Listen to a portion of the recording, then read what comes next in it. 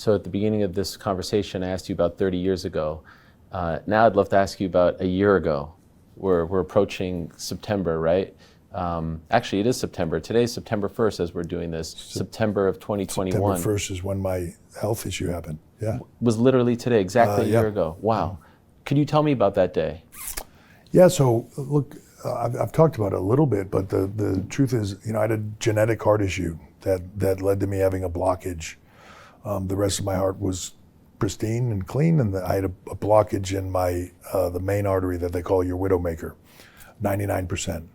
So I had been running myself the normal schedule, right? I had like a 10-day run between SummerSlam and from Orlando to Vegas and Vegas to LA and back, and all over the place, and it had been a crazy run. When we came back in at the end, I was in Orlando for television for NXT, and the last couple of days that I was there, I was getting run down and sick. And I knew I could feel it coming on. I'm thinking like, oh God. So when I flew home, I went to get tested for COVID because I certainly didn't want to bring that home to my kids, even though I'd been vaccinated and even though I'd had it and everything else, I didn't want to bring that home to my kids. And I didn't have it. I was, they said I had viral pneumonia. And I was super congested, but I was exhausted. And it sort of kept getting worse. My doctor kept a very close eye on it and was like, man, there's, your heart rate's elevated. There's just certain things going on here. There's a certain point in time where I'm coughing stuff up. My wife sees it. She sees a little bit of blood in there. She's like, I don't like that. We go get chest x-rays, and I'm generalizing here a lot of this, but we go get chest x-rays. I go in for EKGs and all this other stuff. And then there's one day that we're home and I'm still feeling like crap. I was also having issues when I would lay down, like where I felt like I couldn't catch my breath and just thought I was super congested. They wanted to make sure that the pneumonia, I didn't have a clot or anything else, so they were doing x-rays and all this. One day after I get a bunch of tests done, I get home and I get a call that's my doctor, and he says, hey, plans on the ground have changed. I need you to put a few things into a bag. Don't waste time. I need you to drive to Yale.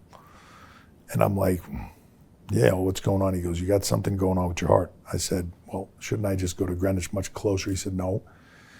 What you have going on is pretty serious. If you go to Greenwich, they're gonna transfer you to Yale. They have a better department there.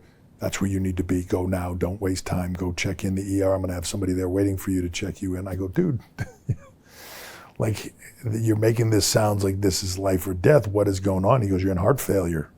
Wow. And I'm like, I'm in heart failure. And he goes, your ejection fracture, which should be around 55, 60, you're at 30. He said, you need to go. You're cascading. You're in heart failure. I was like, holy shit. All right. So throw my stuff in a bag. He's like, I don't 100% know what's going on, but we're going to find out. We drive there. Obviously, my wife is like, holy cow. So we throw. Are you freaking out right now? I am, but it's almost surreal. I'm right. Heart failure. Is she freaking out?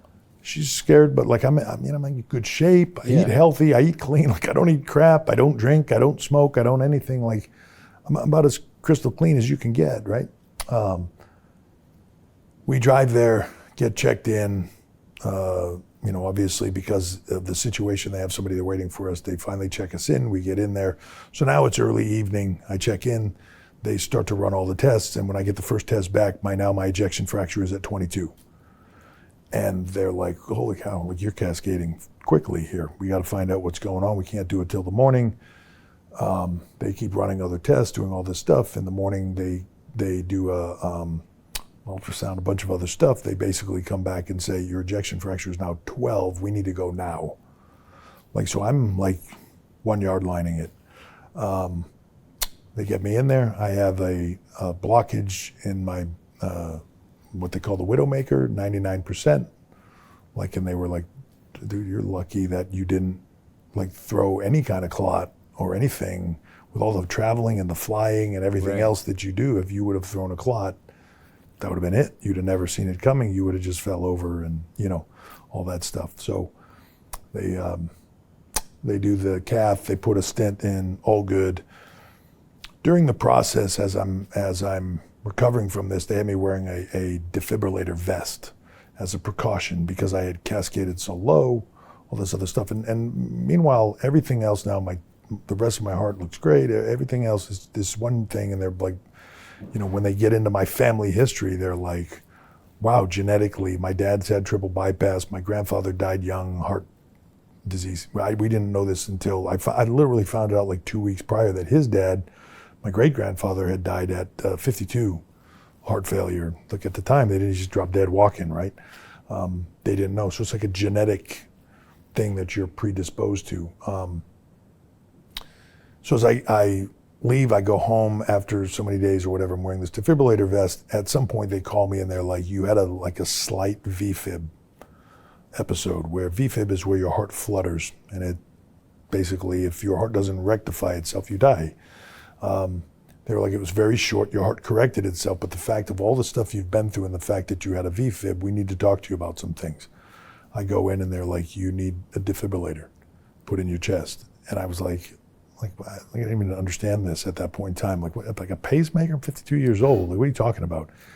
And they're like, no, a defibrillator, that if you have a VFib, which we're not sure you have VFib, but we think that we've seen it one time.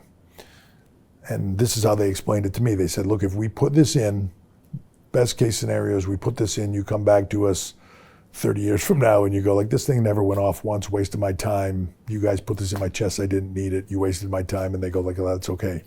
The other side is we don't put it in. 5 years from now, you drop dead. And your wife comes back to us and go, wow, my husband died. And is like, wow, we should have put a defibrillator in, because we don't know. You don't fit in the category. So after much convincing, to a degree, we put the defibrillator in, except the first one, putting in a defibrillator, there's a couple of options that they can do. We choose one option. We go in to put that in, should be about an hour and a half max surgery, a couple of days of recovery, you're good to go, like nothing ever happened to you. I had a 7.5 hour surgery first day, full of complications, and it didn't work. Oh. And how they find out that it doesn't work is they give you a VFib attack, and then if the machine doesn't rectify it, they have to zap you back. Oh. And right, so 7.5 hours. When I wake up, they're like, yeah, no, 7.5 hours. We had to zap you twice, and unfortunately, it didn't work. So tomorrow we have to go back in, try to reposition it, and if that one doesn't work, we have to go with the other option, which is a main line direct to your heart. I said, well, okay, that's what you got to do. I go in the next day, 8 hours of surgery. Next day, same issues. First one still doesn't work. They have to go back, take all that stuff out, start over, put a new one in, mainline it. Huge process, but 15 plus hours of surgery in 2 consecutive days with all this digging. And it was all stuff like, I'm too vascular from years of training. My fascial tissue is too thick. The digging is incredibly difficult. Like, it just, all these little things. And I just, like, every issue they could have had, I had. So that was in December. So I needed to get to a particular place where they could actually put the defibrillator in December, beginning of December. They put the defibrillator in. In my mind at that point, I'm getting this defibrillator December 1st. I'll be back before Christmas. I'll be back and everything's back to normal and stuff, except 15 hours of surgery. They were like, dude, you're looking at, this is a long recovery now. And so it just took a lot of time. That's why the first things that I really went to and was around the business in any way, shape, or form was WrestleMania. It was a complete, and I was, when I say I was out of it, it wasn't like I was picking up the phone and I was out, not dealing with it at all, home every day, not dealing with it. It was wonderful. Pick my kids up every day, like spend time with them every single day. On some matter, I wouldn't change that for anything. It was the best time in the world, but I was out. And people like Sean, who, still my best friend, Sean was like, in NXT was like, nobody is allowed to call him. Nobody's allowed to talk to him. Nobody's allowed to anything. I didn't watch the shows. I didn't watch. Too hard? I didn't watch. Too hard, too stressful, right, like all of it. And so I didn't watch any of it. I didn't. Wow. Just too hard for me to deal with. Suddenly, I'm just out of it. Yeah. Right. And just was done with it for that period of time. Being back, WrestleMania, coming back, engaging back into it was awesome and amazing. And by then my health, So I have a defibrillator in my chest, which clearly is why I'm not wrestling. Right? It's why, anyway, it's why would never wrestle again. Which a lot of people ask me about. Was I upset about that? Answer is no.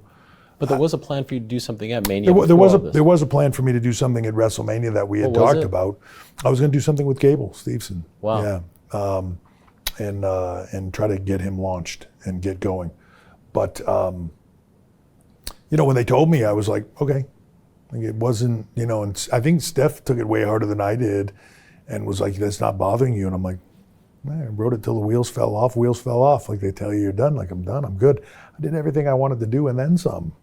It's not about that for me. It never has been. And I have a creative outlet and sort of if the business is the adrenaline rush and sort of that magic of why you do this, right? Those moments, I was getting those moments with all these other people. Like the difference to me in the business when I was wrestling, when I was an in-ring performer, it's like saying the success that you have, you're very proud of, and it's why you do what you do. You love what you do. But when your kids get older and you begin to watch them do the things that they love and succeed at it, your level of pride for them will be, that's almost more rewarding than your career was for you. I feel that for these, for the time when I was doing it at NXT. I'll feel it Saturday. We'll walk in Clash of the Castle. There'll be 60,000 plus people there, right?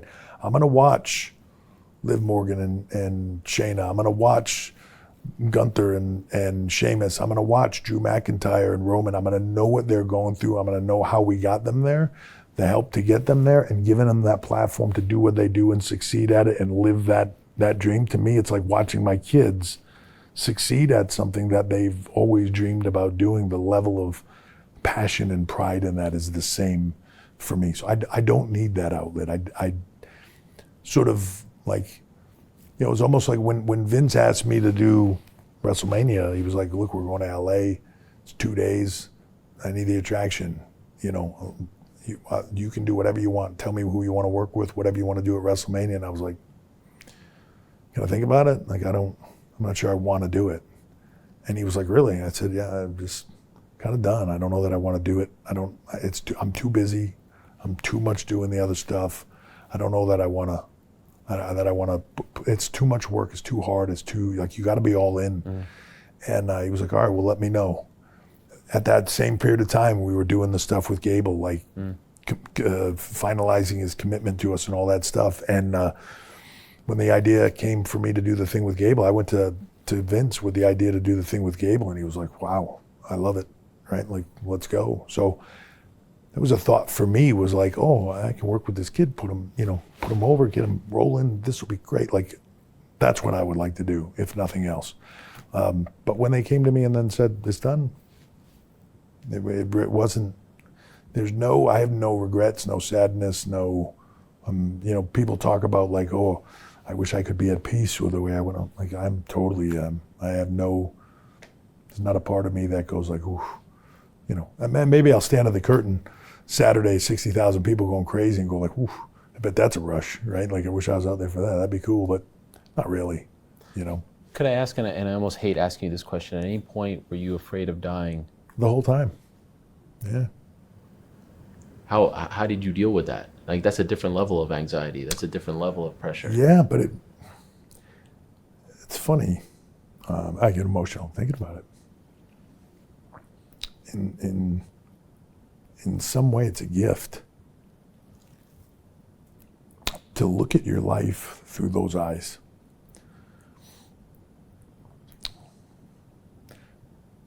If they tell you you're going to die on Tuesday, no one is going to go, well, shit, I have a board meeting on Friday. Right?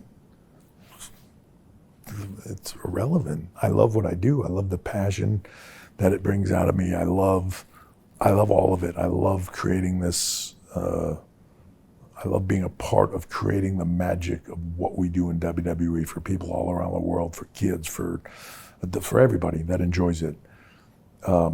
It's my passion in life, but it doesn't compare to my passion for my kids or my wife or any of that. So when you break it down in that manner and that can all go away. You think of life differently. You and I have talked about that, right? Your daughter's birthday, you think to yourself like, well, I don't want to miss that. It's easy to talk yourself into missing it. It's just this 1 year. I've really got to do this. This is really important, really big business. I got to do this. Like, just let this one thing go. You can't. They go by fast, it goes by quick, and then it's gone. You sort of, it's a gift to be able to look at that differently, through a different lens, through different eyes, to say, no, these are the things that are important to me. I'm going to put that first at all times. Even though I always felt like I did it that way, you can look at times when you didn't. And to have that perspective in some manner is a gift of making you appreciate things that you just took for granted, you know?